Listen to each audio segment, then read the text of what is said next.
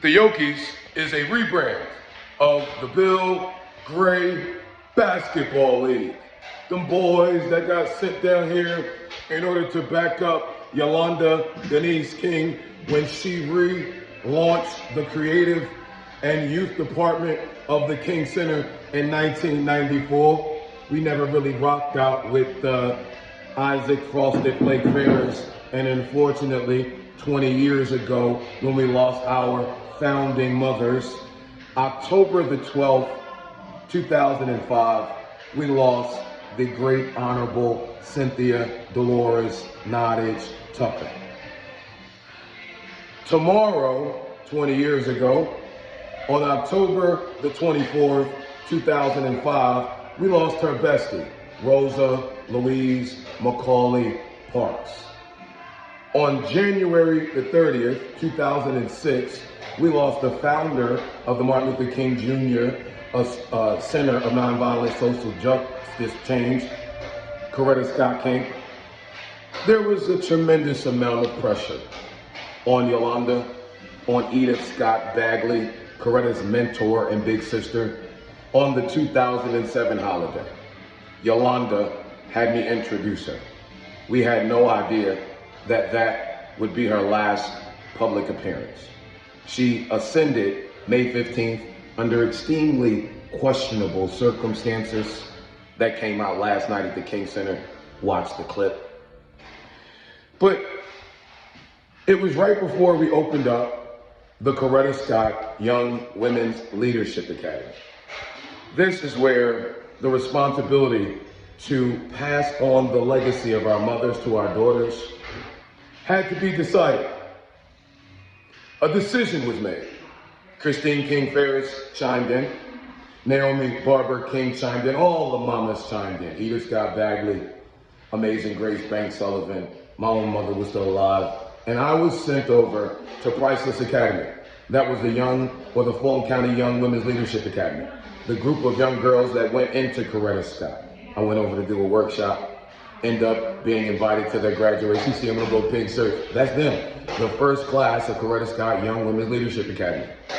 Graduated those geniuses in 2011, but before they graduated, we threw a Watts Night party at Freedom Hall at the King Center. The next week, my mother died. March 15th, 2011, Amazing Grace Banks Sullivan died. June 11th, 2011, Edythe Scott Bagley died. I was out. Martin Luther King III, damn near out. Next we knew, there was Mama Millie. She's not my grandmother. That's my Uncle Bruce's mother.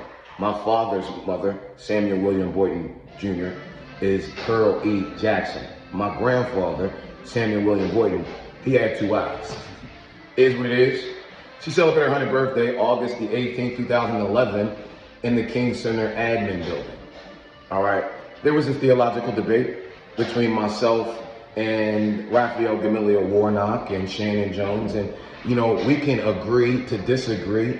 There's nothing wrong with disagreement. We just have to remember love is the greatest of these and put the love in front of the disagreement. We disagreed on theology, a pertinent point that you see playing out in society today.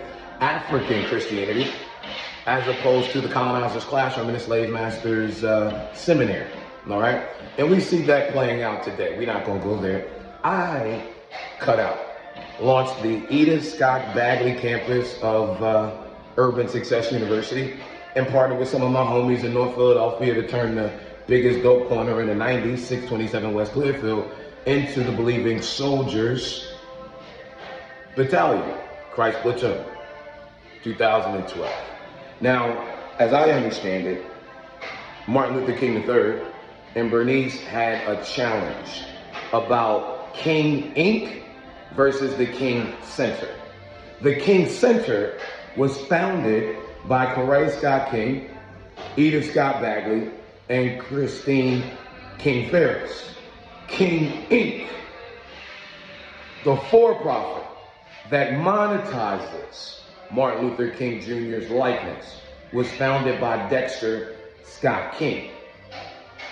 2012, I think it was January 5th, 2012, Martin Luther King III made his formal statement that said that Bernice and Dexter put him in a fluff position and that King Inc. had taken over the King Center. Shout out to him as the patriarch for the King Center for launching the Drum Major Institute, continuing the real work of Martin Luther King Jr. Them just the facts. Now, let me rewind the videotape back to 2011, right before Edythe got Bagley shut her eyes. I had to receive this award, this accommodation, this recognition from Fulton County on the bully issue. You know, we had a young buck by the name of Coretta. He was bullied in school and he went home and hung himself. What issue was he being bullied at in school? Being called a homosexual, a fairy, like war knocking him? Now, I'm gonna tell you what happened simultaneous. It happened with a fuckboy by the name of Wilbur Willis. Wilbur Willis is Raphael D'Amelio Warnock's first youth minister. Now, I'm not a member of that fuckboy staff. I'm just a father, right? And ultimately what happened was Wilbur Willis squeezed a little boy butt cheeks in 114. That's the back part of the admin building. And Warnock wasn't big on the investigation. Neither was his then executive pastor, Shannon Jones. I am. I'm a single father. Raised my son as a single dad inside of the Ebenezer congregation. So I know all these boys from diapers. I know some of their mamas kind of close. And so I tell his mama, hey, listen, don't worry about it. They're going to spend the night with me. I'm going to take him to the house. But by the time I get to my house, I'm taking the boys in the house, packing my son a bag up, calling his mama up, talking about, hey, I'm about to bring the boys to spend the night with you. What happened? Oh, nothing. Don't worry about it. I'll deal with it by the morning. Yeah, I did. It was up in the... Okay, cool. Hold on for a second, y'all. And so what ended up... Okay, give my guys keys. And so what ended up happening was I pulled up on Emory. Knocked on his door. Hey, Kay. Blacked out. I opened up his laptop. When the bitch nigga came to, I'm not watching, but I'm downloading a bunch of boy porn. Not man with man, but man with little boy. I tell this bitch ass motherfucker if I ever catch him around Ebenezer or any little boys again, I'm gonna break his legs. Y'all get over it. Statute of limitation gone. And sometimes you gotta do what you gotta do. So that's what played out with that. All right? And I felt like, hey, aggressive. I'm gonna beat the brakes off this motherfucker. Now, I cleaned it all up. I swept it under the rug. Did you do it for Warnock? No. I told you Jaheim hung himself because of the stigma that came with being called a homosexual. I'm not allowing my son and his friends to go through that shit. Now, that bully issue, and Fulton County gave me that recommendation for it. Now, let me let y'all know that. That letter is written to Mr. Anderson. There is a lot of bullshit that the media did with our mamas that I've had to clean up. So I am the Boyton, okay? Amelia Isadora Boyton Robinson Boyton. It's a little remix type of shit. And I'm gonna tell you why. You hear about my Uncle Bruce. You don't hear about my grandfather. You also don't hear about my father. You can Google him now. It tell you he was the mailman. My father ran the United States Marine Corps EOD. The mailman is his tag. It means, you know how United States Postal Service, rain, sleet, or snow. Rain, sleet, or snow. Whatever you put on his desk, he gonna deliver. You know the most important thing on his desk? The reputation, the legacies, and honoring the mamas. The media, they disrespected every mama we got, except for one, Amelia Isadora Platts Boyton Robinson, the matriarch of the Boyton Squad. So I'm gonna post this letter, this article, and this article talks about 2014 when Lapsey Street got changed to Boynton Street the year before she shut her eyes. In that letter, she had just came home to Tuskegee from the hospital, wasn't able to attend. Carver Boynton, little cuzzo, told y'all you know, the name of the street wasn't too big. The issue she had was with the condition of the house. Now my father understood something, because the motherfuckers was hating on my pop so much, my grandfather Samuel William Boynton, that it was no way in hell the National Park Service and any of them fucking buffoons were going to start repairing and rebuilding the Boynton home before or while they thought there was a Boynton male alive. You know, the best place to hide is in plain sight. And so I've had this responsibility of the Boynton legacy, which is in my bloodline, and the Scott family, them Alabama girls. Coretta Scott King, Edythe Scott Bagley, and y'all leave Bernice the fuck out of it. She was 5 when her father died. In that letter, or in that article, it talks about how Mama Amelia invited Martin Luther King Jr. to come to Selma to get involved in the work. When you came to Selma, nobody owned shit. There was no safe place to stay. So when he came, it wasn't like he ran to a pulpit. He ran to a Boynton home. 1315 Lapsey. 1315 Boynton. Now, I'm a little sarcastic in some of my shit. The church bought Warnock $1 million home. Let me tell you about this home that we built. This piece of property was acquired July of 2024. I'm gonna tell you why it's so special to the crew. Because we've been on the mass issue of mass incarceration, police brutality, and the degradation of black males by the institution our entire lives. Told you we turned the biggest dope corner inside North Philadelphia into the sanctuary 13 years ago. And so we looked up and we realized Warnock is running for office and his issue is mass incarceration, the biggest issue that affects black males. Well, that's a good thing.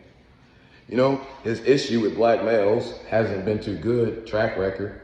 Started at Harlem, Abyssinian as a youth minister. The black boys up there discussed his ass. That's why he got elevated. He hosted Castro in Harlem. He went to Memorial in Baltimore, little black boy, watch this, got abused. Summer camp, Warnock got arrested, weaseled his way out of it because he was within his legal right. That's what he came to Ebenezer from.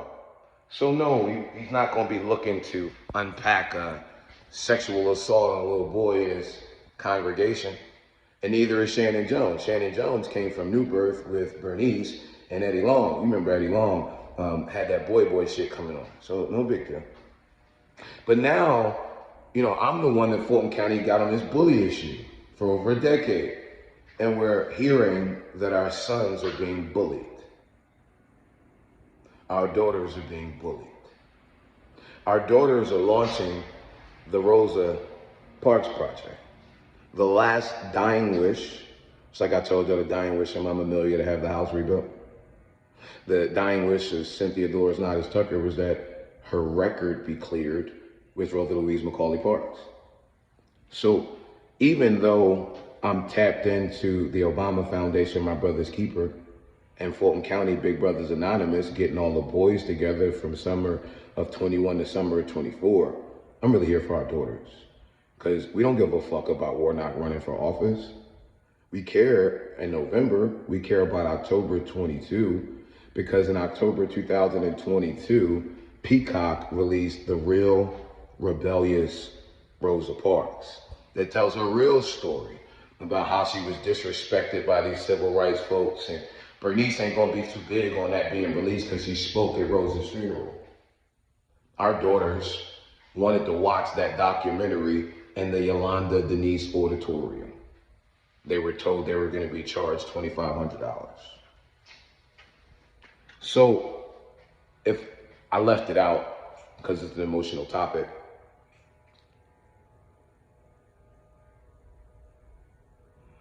when I had to introduce Yolanda, I never fucked with Warnock and his ministerial team, so I would never go behind the Heritage Sanctuary or the Horizon Sanctuary pulpit after Joe left. And so Yolanda was duping me, getting me to go behind that desk and introduce her. So after the Real Rebellious Rosa Parks was launched, and two boys got shot in Atlantic Station, and I saw Shannon Jones go on the news, claim what you see us doing out here. We got a program that's going to lower teen violence, put a couple dollars in the pockets of our youth, and build our business community. You see us out here with the boys, see our girls online. Well, he never been out here with the boys, but the project with our girls online is to convert our paper church business directories into an online AI-powered ecosystem.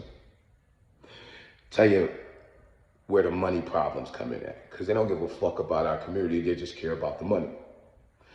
When God used me to help 403 churches create paper church business directories from 2007 to COVID, we registered 48,000 Christian business owners. In Georgia, we did 46 directories. We did New Birth, 500, Elizabeth, 500, House of Hope, like 400, Impact, like 350. We ain't gonna go all the way down the list, but it was 8,200 folks in the Atlanta Metro who registered. The old company was owned by a white man. He gave kickbacks to a lot of the pastors in Georgia. The new platform is owned by me. I don't give kickbacks. See, 70% of those who registered didn't pay for an ad. And this is really ministry to me.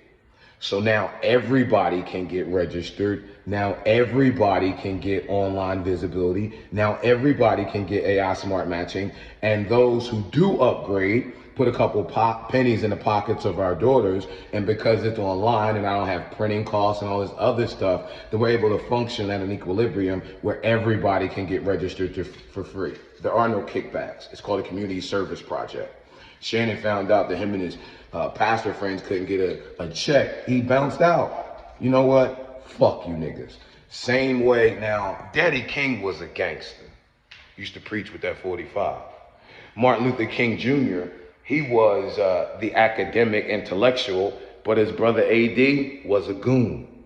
See, I talked about when we were opening up Coretta Scott King, and the mamas had to vote on who went over there to represent our village to the next generation of our daughters. And even though Isaac Ferris Fuckboy Jr. was the president of the King Center, our mothers wouldn't dare send him over there to represent anything to our daughters.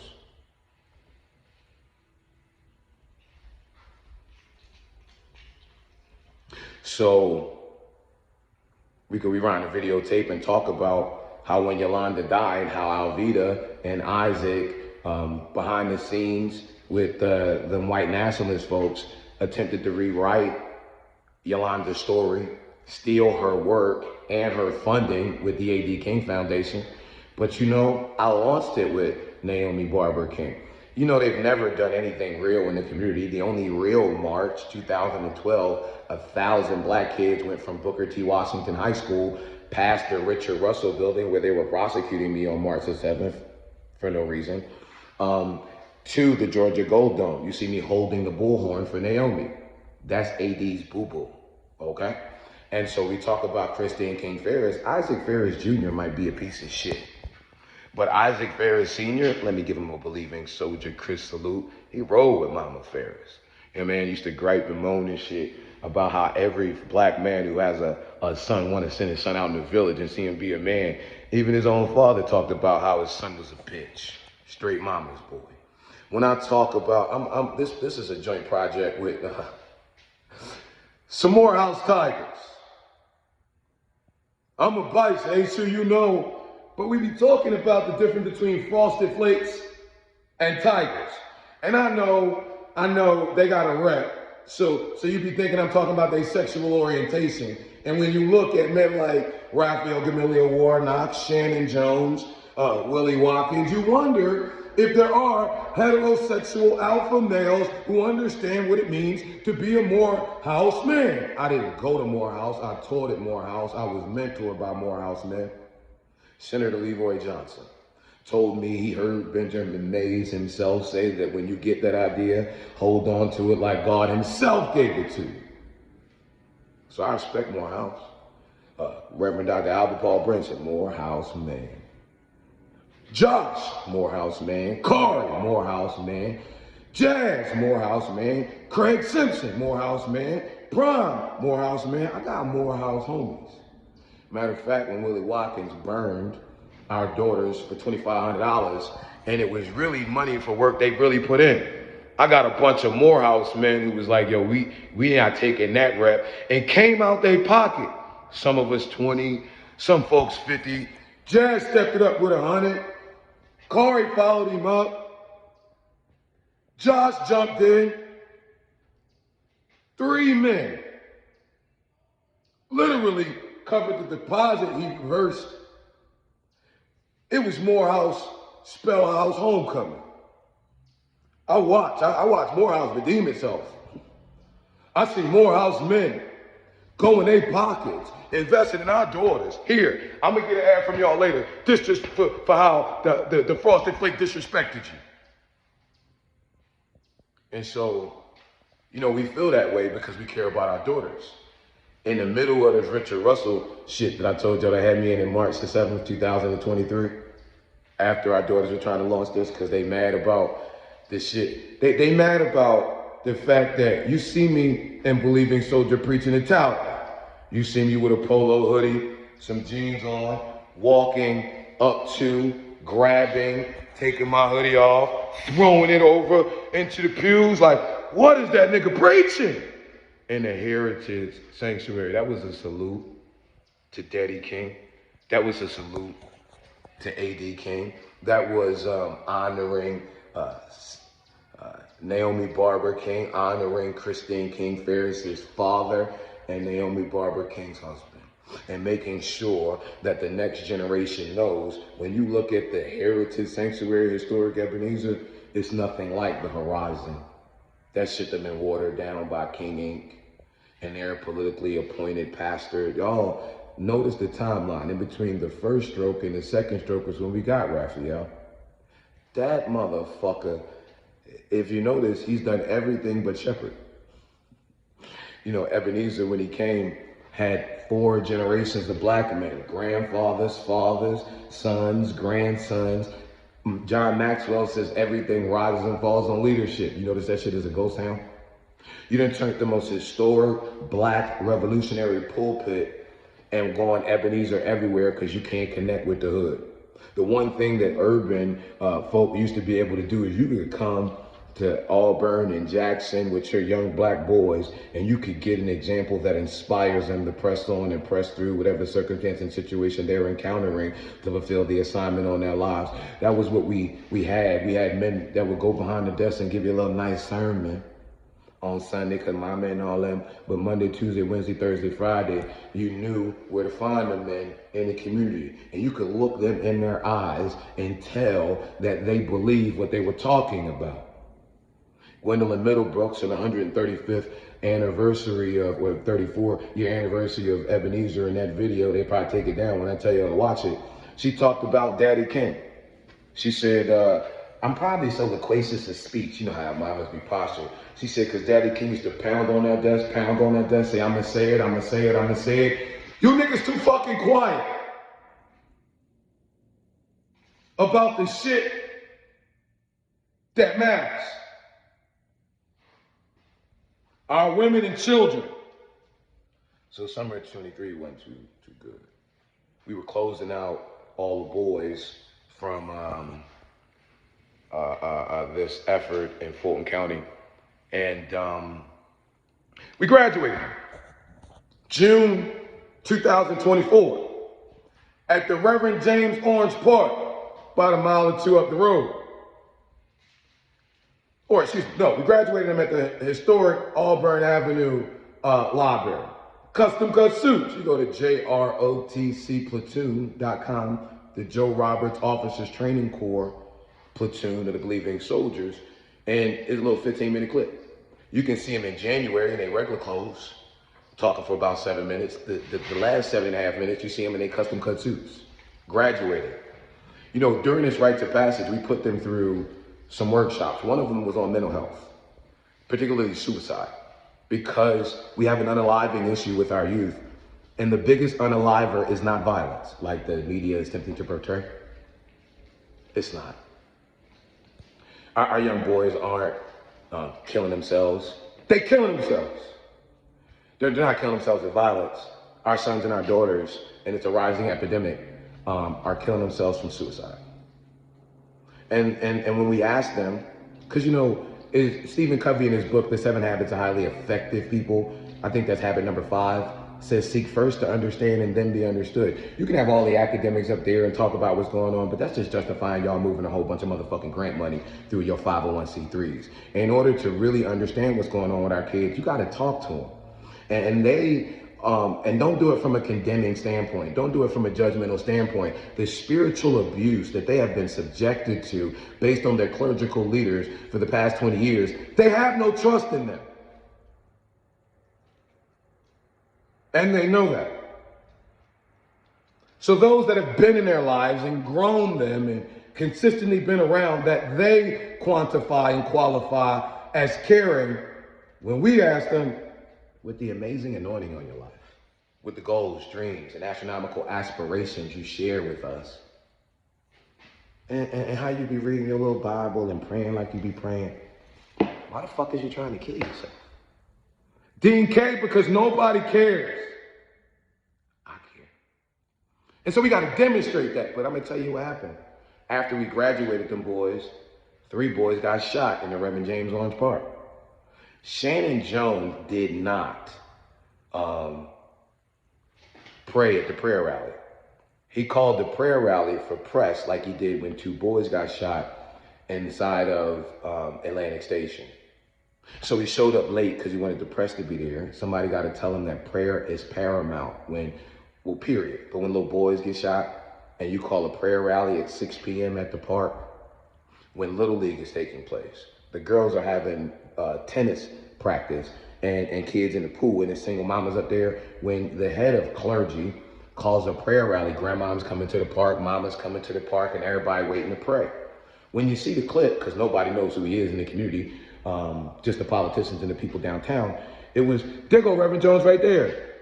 Him and his homo pop Horace Jones roll down a window, and in front of our community, they say, KJ, don't make us get out the car and fuck you up. You niggas couldn't bust a grape on juice day. Couldn't beat yourself out of a white paper bag. You gonna get out and fuck me up? Shannon, ain't you the same one when I came into the Concerned Black Clergy meeting in January, trying to get some clergy to come talk to the boys when we began the rites of passage, that, you know, you caused that big ass scene and said I was aggressive, now you're threatening me? If you don't knock it the fuck off, no big deal.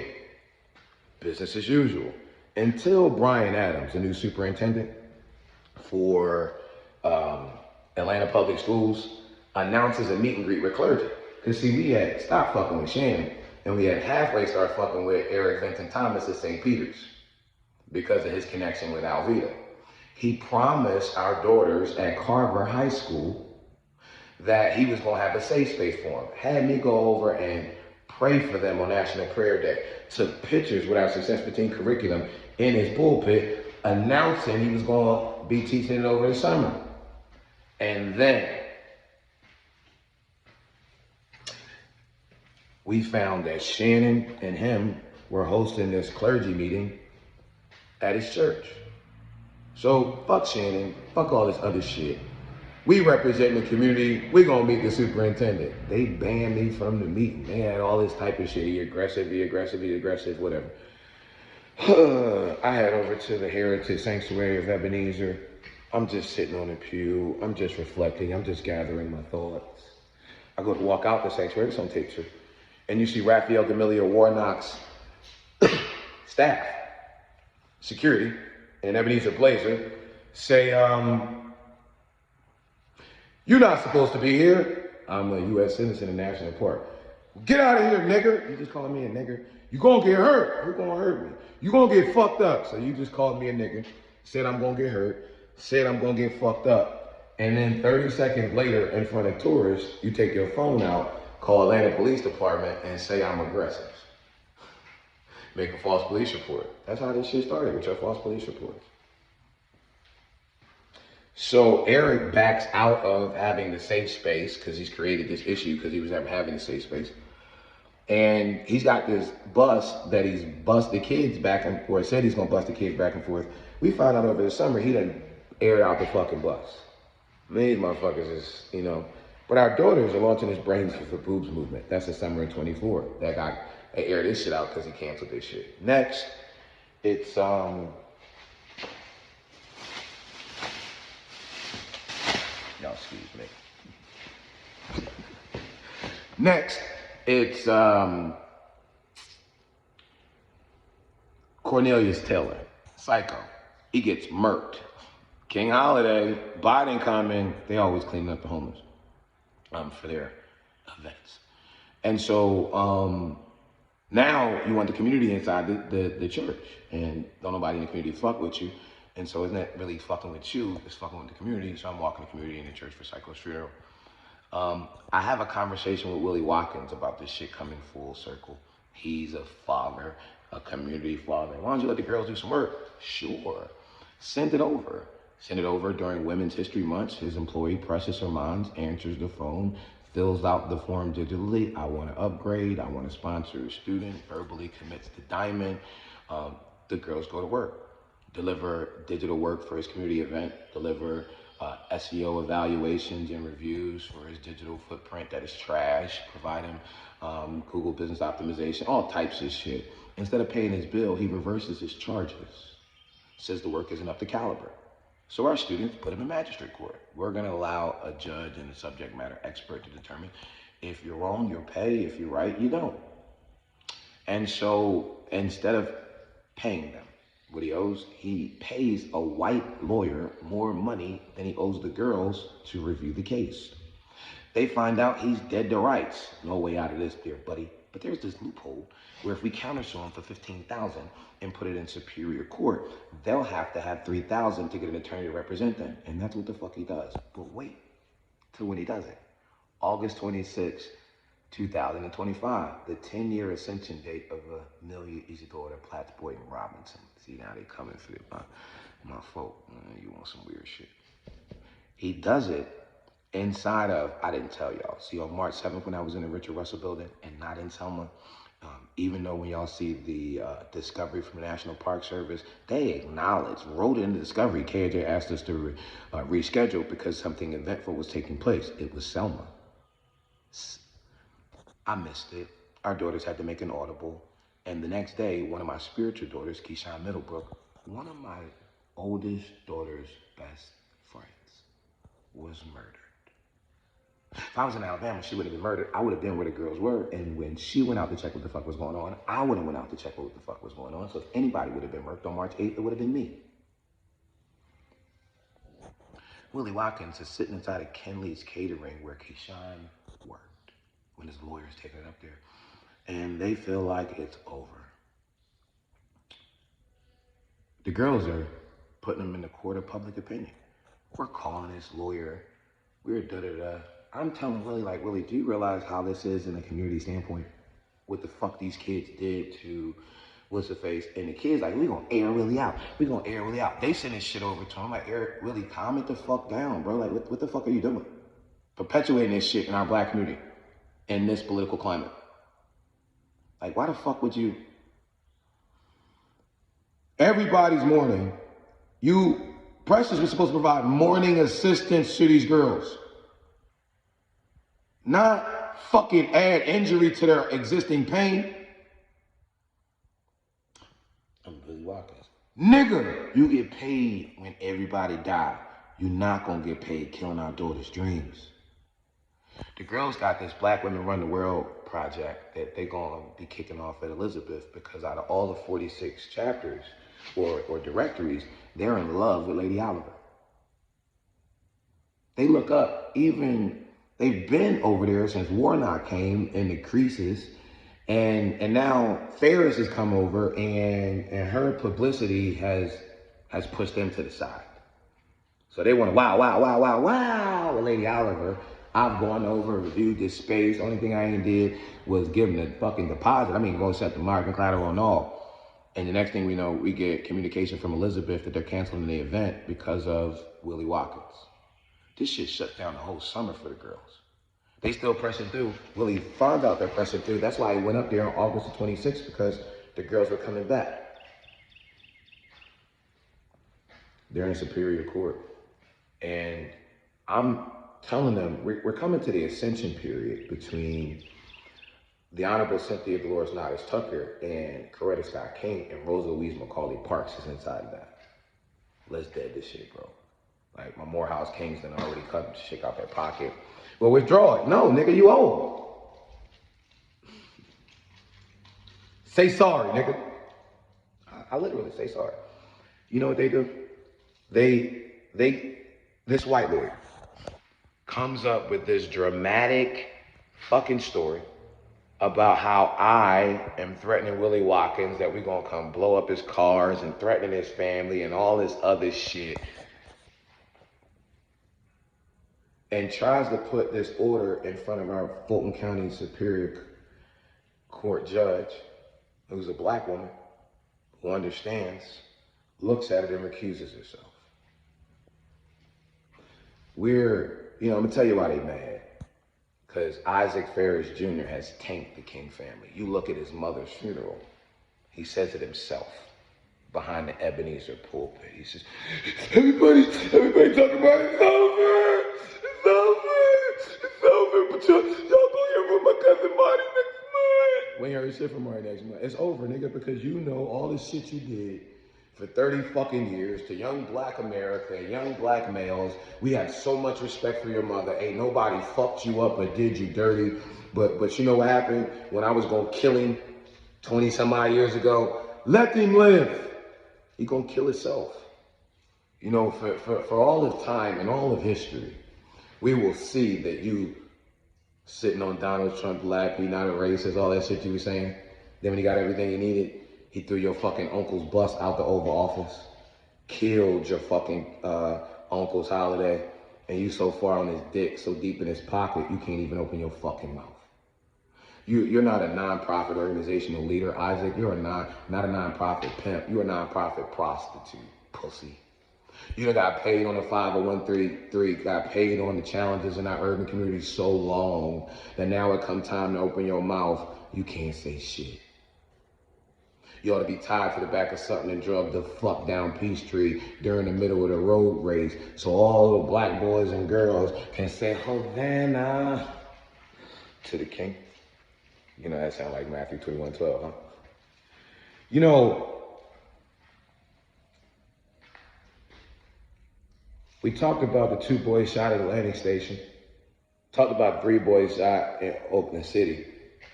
I mean, y'all ain't did shit a year later after you fucking up the kids. This property was secured a year to that young man get murdered. Y'all see what then took place in 120 days?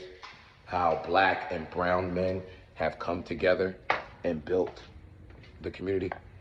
You know, in a time where society is talking about how black men tear shit down, how we don't come together, and a time when folks are talking about clergy not doing nothing, at a time where folks are wondering what type of community reinvestment is there. You know, we could have built it anywhere, because we be building shit everywhere, but we built it here in order for the youth of the community to be able to participate, in order for them to have the experience, in order for them to be able to tap in.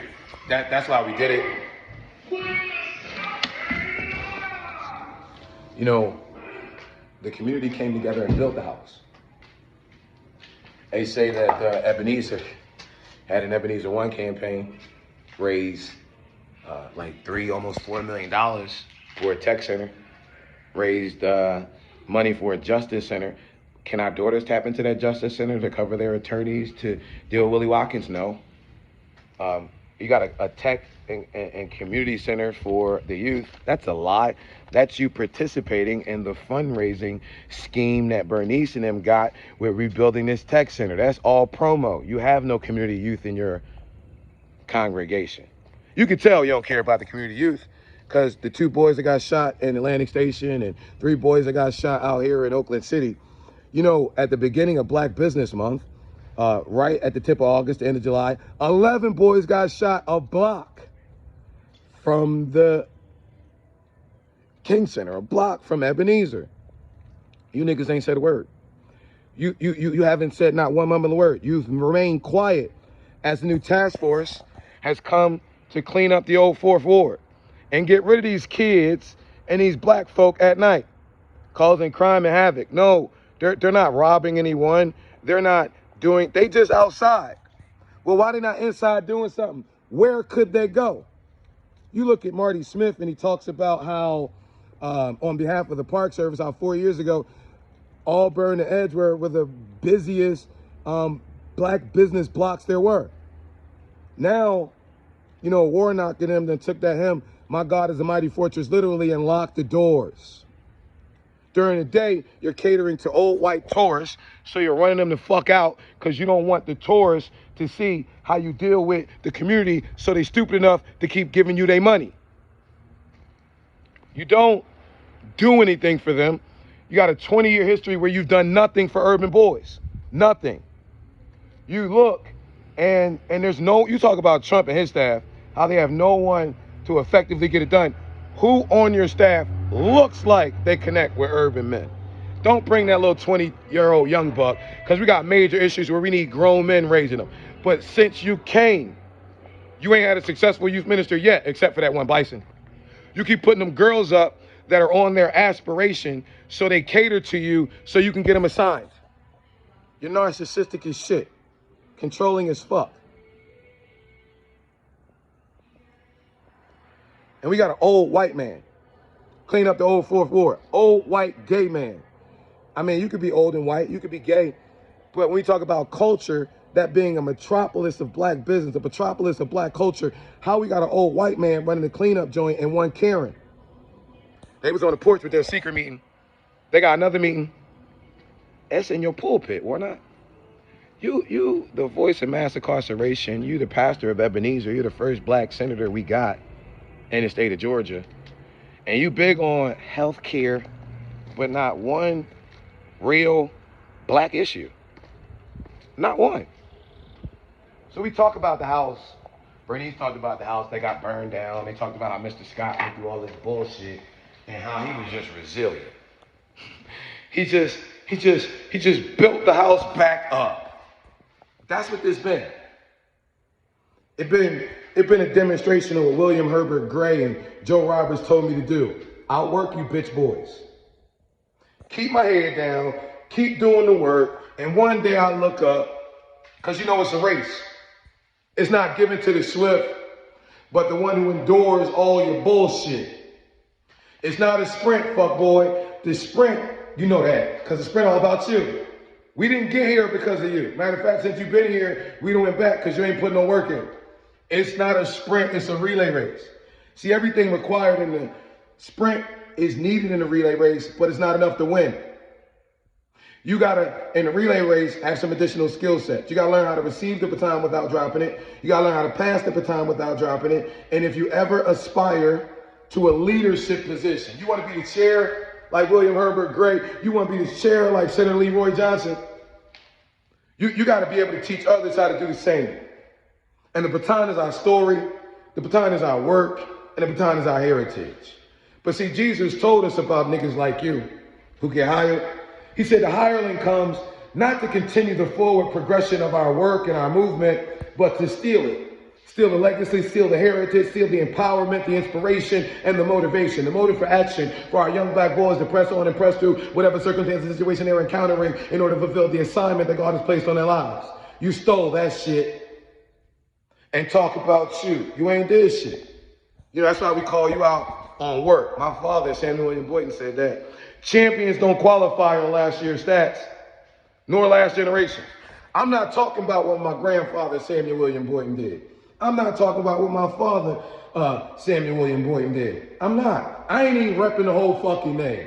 I got my own name, dog. Just like Yolanda got Y.O.K.I.S, I got KJ, King Jado. But peep this.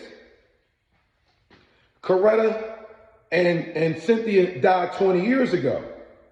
So it was really two sons that represent two cities of the village. Isaac, your daddy ain't do shit, so we can't talk about that. We ain't talking about what your uncle did. He died 60 years ago. We talking about the past 20 years, Raphael Gamaliel Warnock, Shannon Jones, and Eric Vincent Thomas. And we in the Baptist tradition. We vote. All you pussies slid in this major joint. All you pussies getting paid on degrading our children. And you know what I had to do? Do what that Boynton do. Do what that Scott do. Do what the fuck I do. Come back and rebuild this shit for our children. You know, when Fulton County commissioned me to stop the bullying, it wasn't just what our sons were going through in the school. As you can see, it's also what our children going through in our community. So join the Y.O.K.I.S and also go to urbanconcernedclergy.com and get registered. You know, we're changing the image of what it means to be a man of God. All right? We got a lot of preachers. Yeah, we got a lot of preachers. We ain't got a lot of men of God. You know, when we look in previous generations, and we had men that could give us a sermon, then we had men that was rough, rugged, and raw, putting that work in. That we could see. That was really about it. You know what I mean? That was really making it happen. That was really repping the cross. You feel me? Really doing what needs to be done. And really giving God glory, man. And really building shit and not being selfish. You know, if one thing you got everybody looking at, right? They like, well, damn, if y'all doing all that shit up top and K doing all that work on the bottom, why are y'all not coming together? Because K don't want our money. He don't want our sin-sick, corrupt money. He really want to do it in the power of the Holy Ghost, because he's demonstrating what God wills he provide for. And instead of us wishing him well on his way, leading the youth, we want to try to create this false narrative. But I want y'all to look at something. Look at history. Look at scripture. Any man of God who steps up to the institution and speaks against them goes to jail, gets accused, you know, because Satan, you know, what did Jesus call the religion of his day?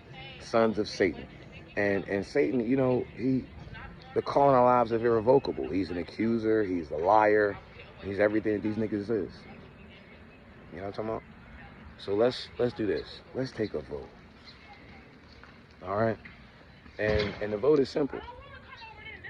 If you see what's going on, and you see what's happening, and you want to contribute to what we're doing out here, then join the Y.O.K.I.S, the Young Organization of Kings, internationally serving. We're building in a community near you, and we could do so much more with your help. It ain't about me. I'm making myself no reputation. I'm just the son of the King of Kings. Makes me and you a king, a Y.O.K.I.S, a Young Organization of King, internationally serving.